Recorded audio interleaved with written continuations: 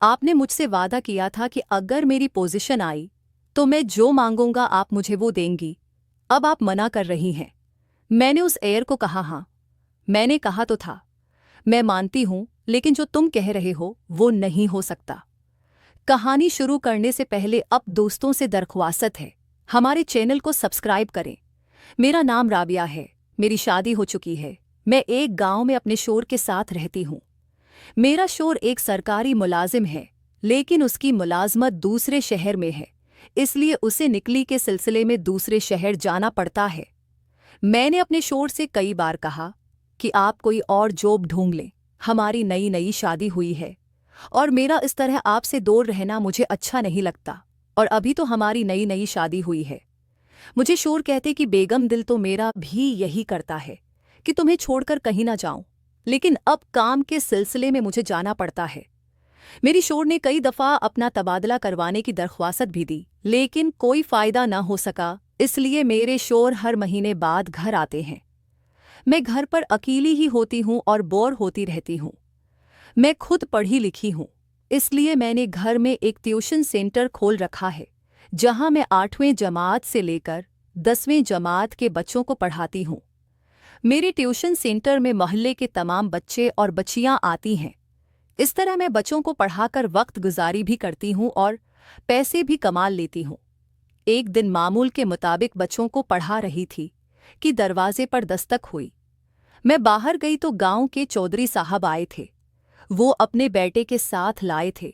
मैंने चौधरी साहब को बैठक में बैठाया और उनके लिए चाय बनाई। चौधरी साहब ने मुझे कहा, बेटा, आज तुम्हारे लिए एक काम लाया हूँ। तुम बहुत पढ़ी लिखी हो और गांव के सब बच्चों को पढ़ा रही हो, ये बहुत अच्छी बात है। मैं बहुत खुश हूँ। मैं चाहता हूँ कि बेटा तुम मेरे बच्चों को भी पढ़ाओ। ये नालायक पिछले 2 साल से मैट्रिक में फेल हो रहा है और मैं उसकी वजह से बड़ा परेशान रहता हूँ। जब मैंने उनके बेटे को देखा तो उम्र से तो काफ़ी छोटा लग रहा था। उसकी दाढ़ी मूंछ भी नहीं आई थी। मैंने चौधरी साहब से कहा, ये तो भी काफ़ी छोटा सा है और मैट्रिक में 2 बार फेल हो गया है। मुझे तो ये 7वीं 8वीं जमात का बच्चा लगता है। कि चौधरी साहब ने कहा, तुम उसको बच्चा मत समझना, ये तुम्हारी सोच से भी ज़्यादा तेज़ है। मैंने कहा, चलो ठीक है, मैं अपनी पूरी कोशिश करूंगी। अगले रोज से अजीर ने एकेडमी आना शुरू कर दिया। पहले 2-3 दिन तो सब कुछ ठीक था, लेकिन उसके बाद उसने शरारतें करना शुरू कर दी। कभी किसी को छेड़ता तो कभी किसको तंग करता। उसने 2 हफ्ते के अंदर ही उधम मचा दी। उसने सब की नाक में दमका रखा था, लेकिन दिन बाद दिन उसकी शरारतें बढ़ती ही जा रही थी।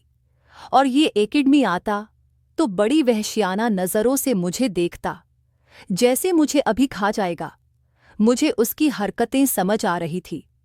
आखिरकार मैंने तिंगाकर फैसला किया कि उसका टाइम चेंज कर दूं। सब बच्चों को मैं 3 से 5 तक पढ़ाती थी। उज़ीर को मैंने 5 से 7 का टाइम दिया। उसने भी मेरी बात मान ली।